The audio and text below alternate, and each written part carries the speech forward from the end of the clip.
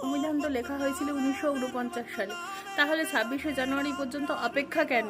এর পেছনে রয়েছে এক দুর্ধর্ষ জেদ। আমাদের ফিরে যেতে হবে সেই 1930 সালে।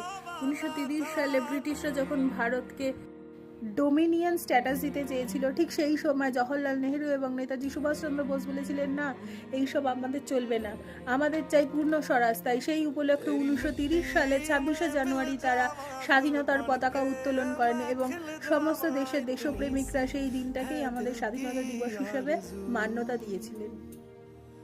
দেশ স্বাধীন হয়ে যাবার পরও এই ঐতিহাসিক দিনটাকে সম্মানিত করার জন্য 26শে জানুয়ারি সাংবিধানিক দিন হিসেবে পালন করা হয়ে থাকে। এই ভারতীয় সংবিধান কিন্তু ছাপা হয়নি, লেখা হয়েছিল সম্পূর্ণটাই হাতে। লিখেছিলেন বিহারী রায়জাদা 2 বছর 11 মাস 17 দিন, মতান্তরে 18 দিন ধরে।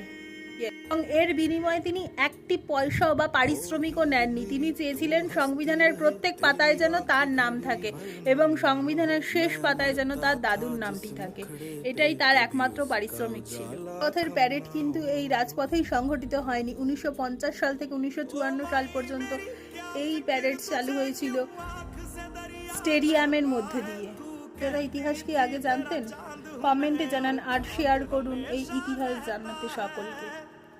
সাবস্ক্রাইব করুন আমার চ্যানেলটিকে এরকম আরও ছোট ছোট তথ্য পেতে।